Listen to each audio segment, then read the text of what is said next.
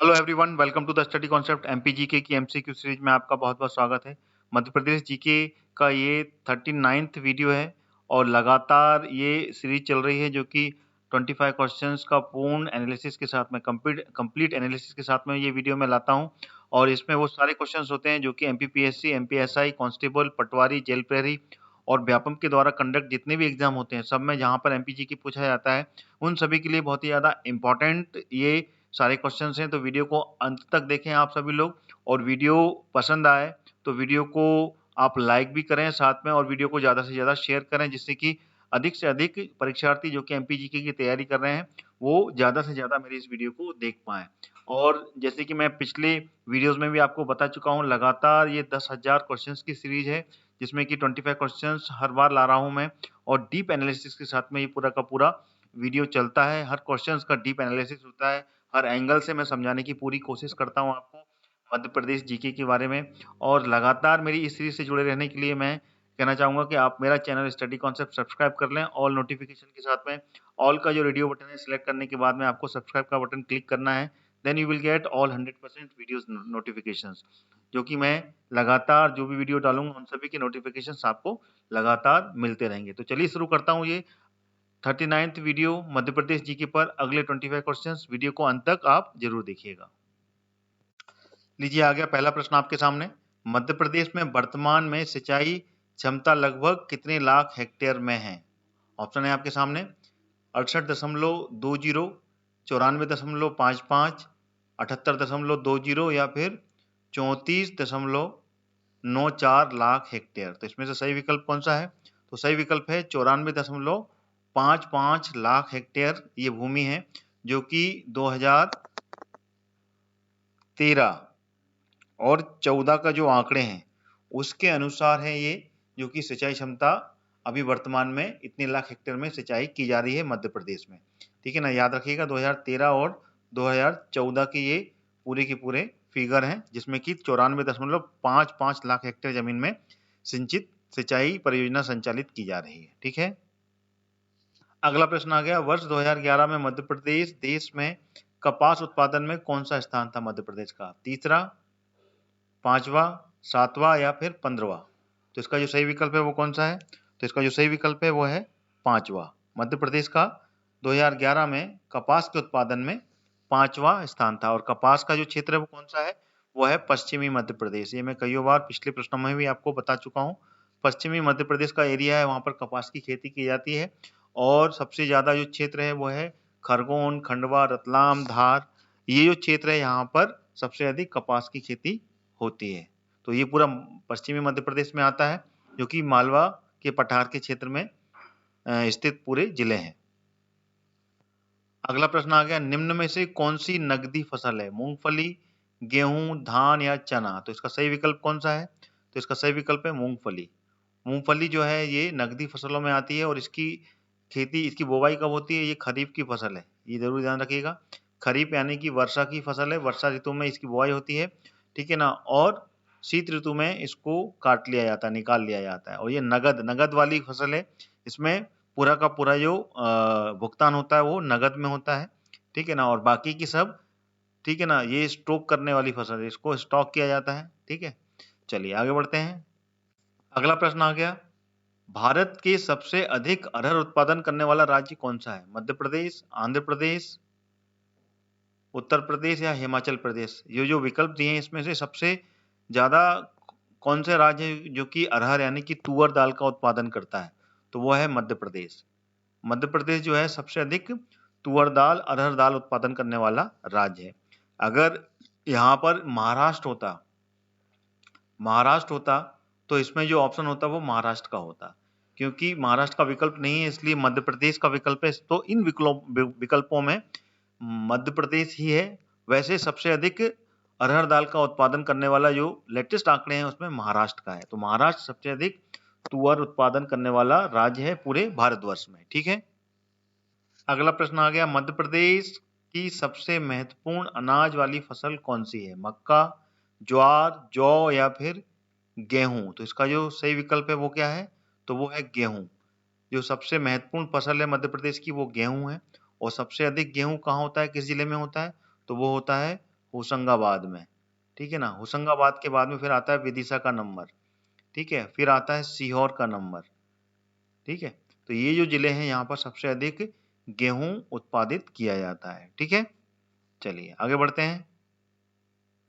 अगला प्रश्न आ गया, भारत के किस राज्य में उड़द सबसे ज्यादा उगाई जाती है? जो उड़द दाल है वो भारत के किस राज्य में सबसे अधिक उसकी पैदावार होती है? आंध्र प्रदेश, मध्य प्रदेश, छत्तीसगढ़ या फिर तमिलनाडु? तो इसका जो सही विकल्प है वो कौन सा है? तो वो है मध्य प्रदेश। मध्य प्रदेश राज्य में सबसे अधिक उड़द की पैदावार की जाती है। पूरे भारत में अगर देखा जाए तो भारत में से 10% की जो पैदावार है पूरा 100% में से वो मध्य प्रदेश में पैदावार की जाती है। तो पहले नंबर पर मध्य प्रदेश आता है और दूसरे नंबर पर और तीसरे नंबर पर जो राज्य आते हैं वो क्रमशः हैं। पहला तो दूसरे नंबर पर जो आता है वो आता है यूपी और तीसरे नंबर पर जो आता है वो आता है पंजाब, ठीक है ना। ये इस तरीके से पहले पे मध्य प्रदेश, दूसरे में यूपी और तीसरे पे पंजाब है जो कि उड़द की उगाई में इनका स्थान लगता है, ठीक है ना। और इसमें आंध्र प्रदेश का ही है, बाकी इन दोनों राज्यों में उड़द की संभावना नहीं है। और आंध्र प्रदेश का नंबर लगता है 6वां नंबर, ठीक है ना। 6वें नंबर पे आता है यहाँ पे कि उड़द की पैदावार होती है, ठीक है। अगला प्रश्न आ गया, अंकुर, अलंकार और गौरव किस फसल की महत्वपूर्ण किस्म है? सोयाबीन, गेहूं, कुसुम या फिर सूर्यमुखी? तो इसका जो सही विकल्प है वो कौन सा है? तो इसका सही विकल्प है सोयाबीन। सोयाबीन की ये महत्वपूर्ण किस्म की ये फसल है जिसका नाम है अंकुर, अलंकार और गौरव, ठीक है। अगला प्रश्न है, खेसरी दाल में जहरीला तत्व कौन सा होता है?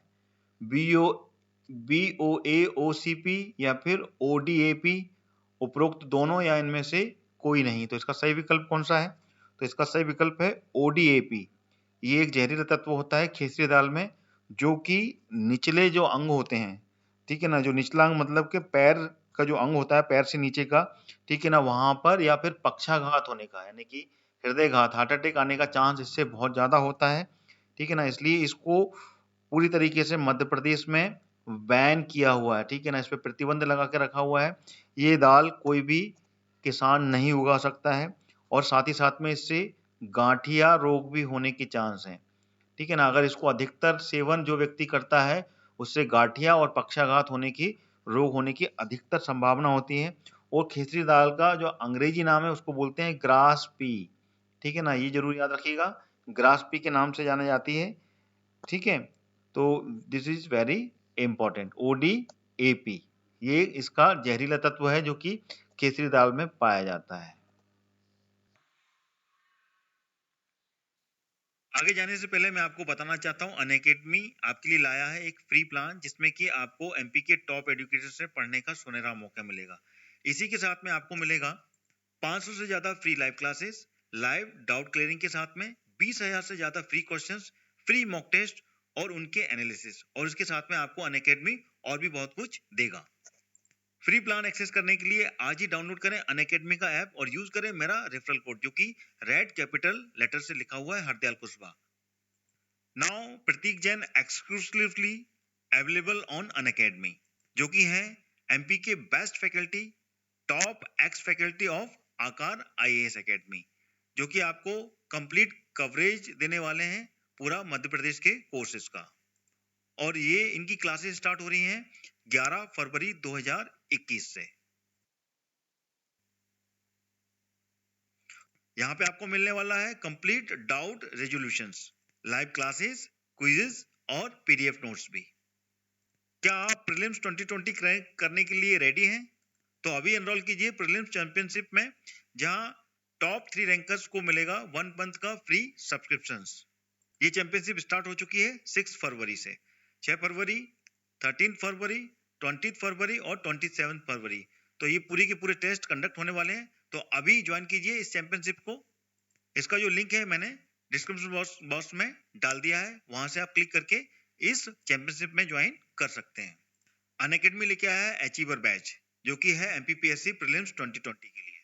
यहाँ पे आपको मिलेगा sprint course through topic wise MCQ test, जो कि है हिंदी मीडियम में। ज्वाइन करें इस बैच कोर्स को और पाएं MPPSC का संपूर्ण मार्गदर्शन। इसकी क्लासेस शुरू हो चुकी हैं 11 फरवरी से। इसका पहला सेशन जो कि 10 बजे से लेके 11 बजे तक होता है, दूसरा सेशन 5 बजे से लेके शाम को 6 बजे तक होता है और तीसरा सेशन उसके बाद में 7 बजे से लेके 8 बजे तक चलता है। इसमें आपको एमपी के टॉप एजुकेशन पढ़ने का मौका मिलेगा, साथ ही साथ में 60 मिनट की comprehensive sessions with MCQ test followed by the detail discussions of the test, complete coverage of MPPSC prelims syllabus with PDF notes after each classes। आइए आप जान लेते हैं अनअकैडमी के प्लस बैचेस के बारे में जो आपकी हर जरूरत के हिसाब से बिल्कुल परफेक्ट हैं। जी हाँ, 60 days live crash courses, recorded batches, PDF revision notes in every classes, best educators for your guidance, साथ ही साथ में लाइव एमसीक्यू रिवीजन बैचेस भी हैं, साथ में लाइव डाउट क्लियरिंग भी है और 20 से ज्यादा मॉक टेस्ट हैं जो कि प्रैक्टिस के लिए आपके लिए अवेलेबल हैं और 20,000 से ज्यादा यहाँ पर क्वेश्चंस हैं जो कि आपके प्रैक्टिस के लिए अवेलेबल हैं प्लस बैचेस में। आइए अब जान लेते हैं अनअकैडमी का सब्सक्रिप्शन कैसे लेना है। बस आपको प्ले स्टोर पर जाना है और अनअकैडमी का लर्निंग ऐप डाउनलोड करना है और इसमें अपना गोल एमपीपीएससी व्यापम सिलेक्ट करना है और प्लस कोर्सेज में जाकर मनचाहे बैच कोर्स को एनरोल करके गेट सब्सक्रिप्शन का जो बटन है वो क्लिक करना है। इंस्टेंट 10% का डिस्काउंट पाने के लिए मेरा रेफरल कोड जो कि रेड कैपिटल लेटर में लिखा हुआ है हरदयाल कुशवाहा, उसको एंटर करना है। जैसे ही आप एंटर करेंगे you will gate 10% instant discount on available fees valid till 28 February, post that will get only 5% discount. तो देरी किस बात की है दोस्तों, आज ही अनअकैडमी का लर्निंग ऐप डाउनलोड कीजिए और एमपीपीएससी और व्यापम को क्रैक करने के लिए तैयार हो जाइए। Let's crack it. अगला प्रश्न आ गया, मध्य प्रदेश में गेहूं की सिंचाई के लिए महत्वपूर्ण अवस्था है कौन सी है? सीआरआई अवस्था, फुटाव अवस्था, ज्वाइंटिंग अवस्था या फिर पुष्पन अवस्था। तो इसका जो सही विकल्प कौन सा है? तो इसका सही विकल्प है सीआरआई अवस्था। जो सीआरआई अवस्था होती है उस समय, ठीक है ना, गेहूं में सिंचाई शुरू कर दी जाती है। सीआरआई मतलब क्राउन रूट इनिशिएशन, ठीक है ना, जो इनिशियलाइजेशन होता है जब रूट से पौधा थोड़ा बाहर आता है, ठीक है ना, उसको बोलते हैं हिंदी में शिखर मूल अवस्था। ठीक है ना, क्या बोलता है? शिखर मूल अवस्था के नाम से जाना जाता है ये, ठीक है। और ये मध्य प्रदेश की महत्वपूर्ण अवस्था है जिस समय की सिंचाई की शुरुआत की जाती है, ठीक है। अगला प्रश्न आ गया, मध्य प्रदेश में किस फसल के अंतर्गत सबसे ज्यादा उन्नत किस्मों का क्षेत्र आता है? गेहूं, धान, मक्का या फिर गन्ना। तो इसमें से सही विकल्प कौन सा है? तो इसका जो सही विकल्प है वो है आ, गेहूं। गेहूं का जो क्षेत्र है, गेहूं के क्षेत्र में ही सबसे उन्नत किस्मों का क्षेत्र आता है, ठीक है ना। और यहाँ पर डिफरेंट उन्नत किस्म के गेहूं की जो किस्में होती हैं वो पाई जाती है मध्य प्रदेश में। जैसे लोकमन हुआ, 306 हुआ, ठीक है ना, JSW हुआ, JW हुआ, हाई हुआ, ठीक है ना, 1531 हुआ, 3012 हुआ। इस तरीके की डिफरेंट वैरायटी की किस्में गेहूं में पाई जाती हैं, ठीक है। अगला प्रश्न आ गया, मध्य प्रदेश के किस जिले में सकल बुवाई के क्षेत्र में प्रति सकल सिंचित का जो प्रतिशत है वो सबसे कम है? तो कौन सा जिला है यहाँ पे की सबसे कम सिंचित होती है? ठीक है ना, बुवाई का जो क्षेत्र है यहाँ पे की सबसे कम सींचने वाला क्षेत्र है। सीधी, शहडोल, डिंडोरी या फिर मंडला। पिछले प्रश्नों के जो क्वेश्चन चले थे उसमें भी मैंने इसके बारे में बताया है। तो इसका सही उत्तर क्या है? तो इसका सही उत्तर है डिंडोरी। डिंडोरी जो जिला है वहां पर, ठीक है ना, बुवाई क्षेत्र के सकल प्रतिशत का जो सिंचित क्षेत्र है उसमें सबसे कम प्रतिशत का जो एरिया है वो डिंडोरी का ही पड़ता है, ठीक है ना। न्यूनतम सिंचित जिले में इसका नाम आता है और यहाँ पर 0.7% ही सिंचित एरिया यहाँ पे की सींचना पड़ता है, ठीक है ना। ये पहले नंबर पे आता है और दूसरे नंबर पे जो आता है वो आता है अनूपपुर और तीसरे नंबर पे आता है मंडला, ठीक है ना। इनको भी आप याद कर लीजिएगा, ठीक है। अनूपपुर ये दूसरे नंबर पे आता है, फिर तीसरे नंबर पे आता है मंडला जिला। अनूपपुर में जो है वो सिंचित एरिया है 2.4% और इसी तरीके से मंडला में 9% एरिया है जो कि सिंचित है, यानी कि ये तीनों जिले न्यूनतम सिंचित जिले में आते हैं। इसी तरीके से सर्वाधिक सिंचित जिले कौन कौन से हैं? सर्वाधिक सिंचित जिले में अपना ऊपर के जो बुंदेलखंड के क्षेत्र के जिले हैं जो कि सबसे ज्यादा सिंचित जिले हैं, जो कि चंबल क्षेत्र, ठीक है, चंबल से नहर निकालकर, ठीक है ना, इधर से बेतवा से नहर निकालकर जो वहाँ पर सिंचाई की जाती है, सबसे ज़्यादा सिंचाई मांगते हैं वो जिले, तो वो सिंचित जिले हैं दतिया। यहाँ पे की सबसे ज़्यादा सिंचित क्षेत्र है दतिया, बहुत इंपॉर्टेंट है, इस पे भी क्वेश्चन बन सकते हैं। पहले नंबर पे आता है दतिया और दूसरे नंबर पे आता है ग्वालियर, ठीक है ना। और तीसरे नंबर पे कौन सा आता है, वो आता है श्योपुर। जो श्योपुर है वो तीसरे नंबर पे आता है। अगर इसको परसेंटेज के मामले में ले लिया जाए तो 70% से अधिक एरिया दतिया का है और 63% से अधिक एरिया ग्वालियर का है और 57% से अधिक एरिया श्योपुर का है। तो सबसे ज्यादा सिंचित जिले ये तीनों हैं और सबसे कम सिंचित जिले कौन से हैं, डिंडोरी, अनूपपुर और मंडला, ठीक है। डिंडोरी का मैंने बता दिया 0.7% सिंचित एरिया न्यूनतम, ठीक है ना, सकल बोवाई के प्रति सकल सिंचित क्षेत्र में, ठीक है। तो this is the correct fact. अगला प्रश्न आ गया, मध्य प्रदेश के किस जिले में अफीम की फसल नहीं होती, मंदसौर, नीमच, रतलाम और सागर।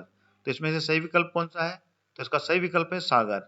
जो सागर जिला है यहाँ पर अफीम नहीं होती है, बाकी ये तीनों जिलों में अफीम का ये क्षेत्र है, यहाँ पर अफीम होती है। मंदसौर में सबसे अधिक होती है, फिर नीमच का नंबर लगता है, फिर रतलाम का नंबर लगता है। तो इस तरीके से इसको ऑर्डर वाइज अपन इसको जान सकते हैं, ठीक है। चलिए आगे बढ़ते हैं।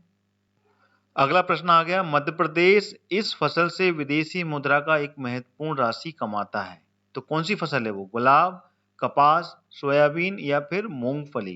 तो इसमें सही विकल्प कौन सा है, तो वो है सोयाबीन। सोयाबीन ही एक ऐसी फसल है जिससे कि मध्य प्रदेश एक महत्वपूर्ण राशि जो कि विदेशी मुद्रा की है वो इससे प्राप्त होती है। और मध्य प्रदेश को इस सोयाबीन के कारण सोया स्टेट भी कहा जाता है, क्योंकि सर्वाधिक सोयाबीन अगर किसी राज्य में होती है तो वो मध्य प्रदेश में होती है। मैंने पिछले प्रश्नों में भी बताया 60% से अधिक 60% से अधिक जो सोयाबीन की पैदावार होती है वो मध्य प्रदेश में ही होती है, ठीक है। अगला प्रश्न आ गया, देश में सबसे बड़ा सोयाबीन दालों और ग्राम की उत्पादक का राज्य कौन सा है। तो स्वाभाविक सी बात है, ऑप्शन आपके सामने है, पहले भी मैं कई और बता चुका हूं, तो वो है मध्य प्रदेश।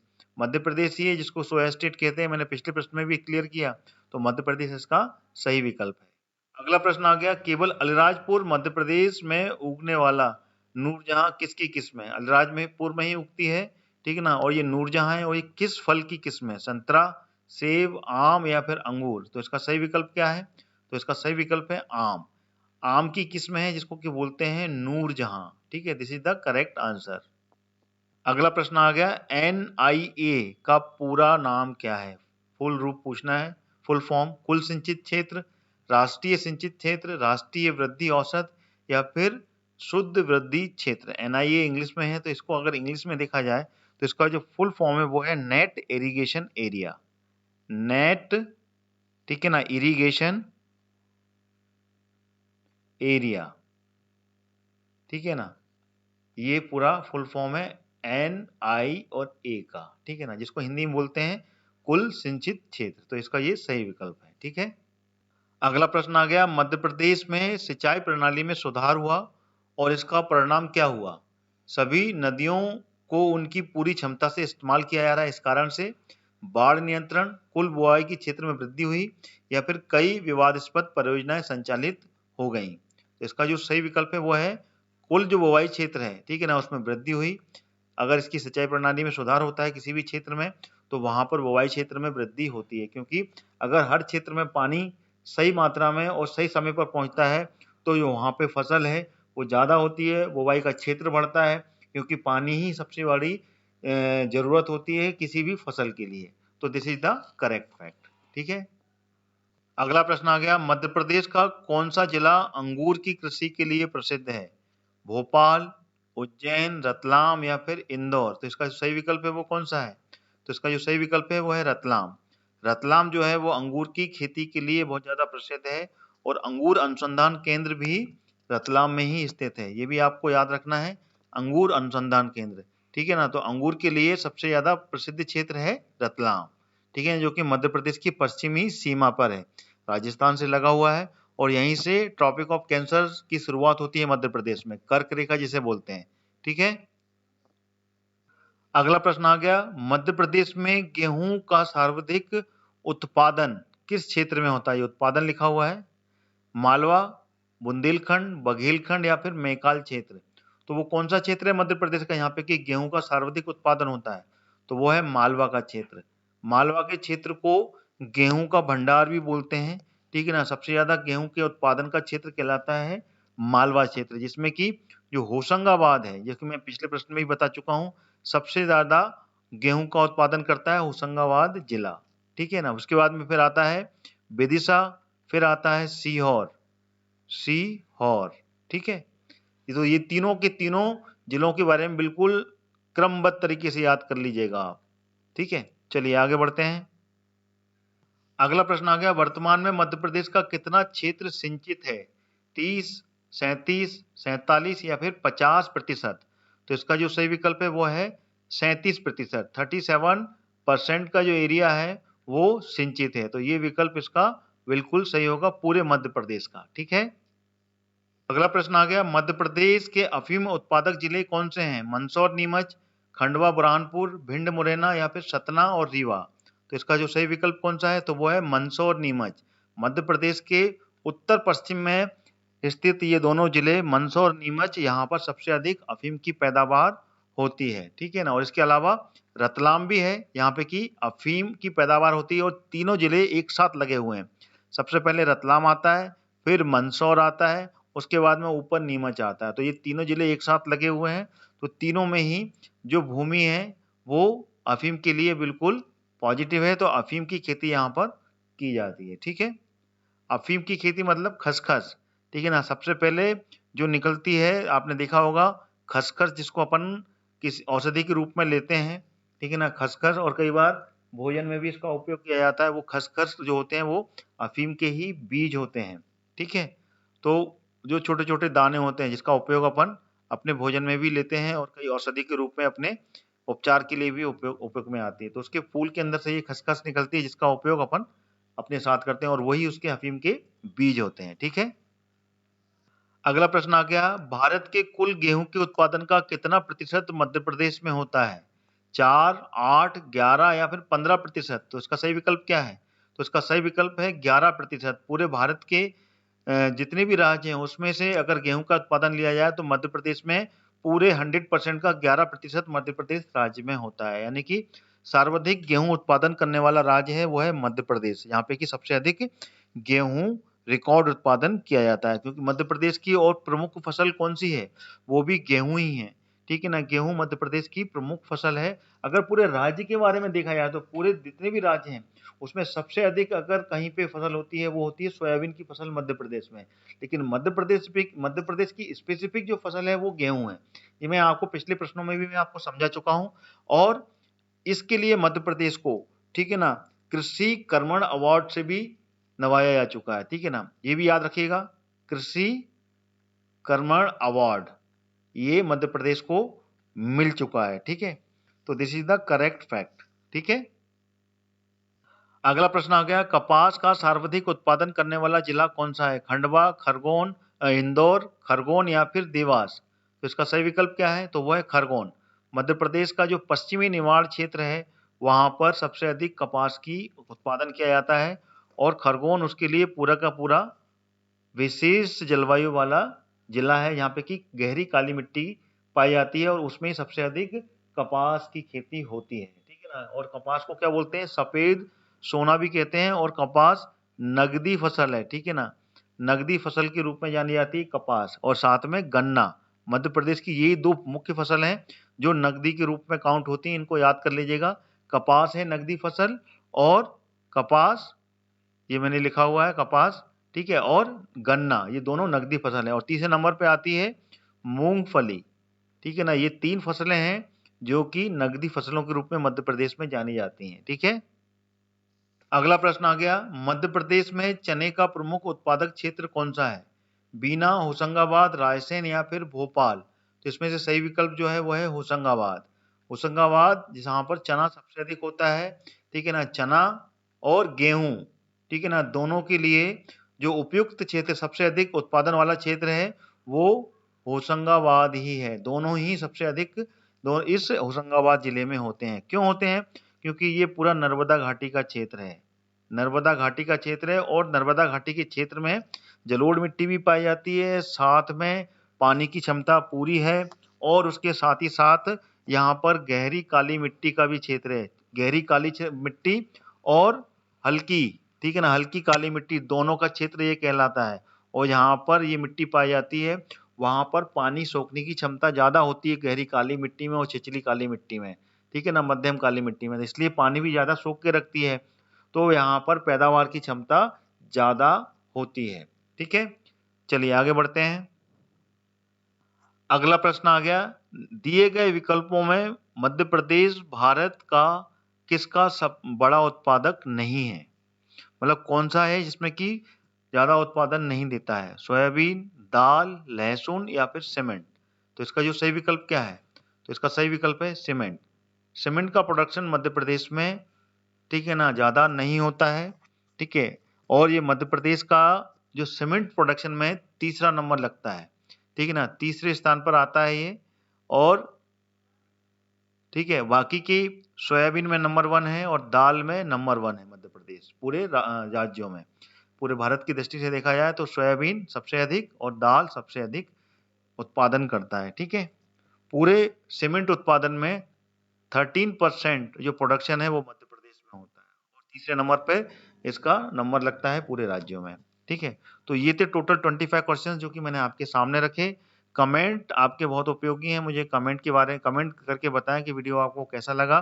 साथ ही साथ में वीडियो को लाइक भी करें और वीडियो को शेयर भी करें अधिक से अधिक। ठीक है, और मेरी स्टडी कॉन्सेप्ट चैनल को सब्सक्राइब कर लें ऑल नोटिफिकेशन के साथ में। लगातार चल रही है ये सीरीज, रेगुलर देखिए आप मेरी इस सीरीज को और मेरे चैनल को सब्सक्राइब जरूर कर लीजिए, ठीक है ना, ऑल के साथ में, ऑल नोटिफिकेशन के साथ में सब्सक्राइब कीजिए। और इसी के साथ में मैं अपना ये वीडियो यहीं पे समाप्त करता हूँ। अगला वीडियो लेके फिर आपके सामने प्रस्तुत होऊंगा। तब तक के लिए जय हिंद, जय भारत।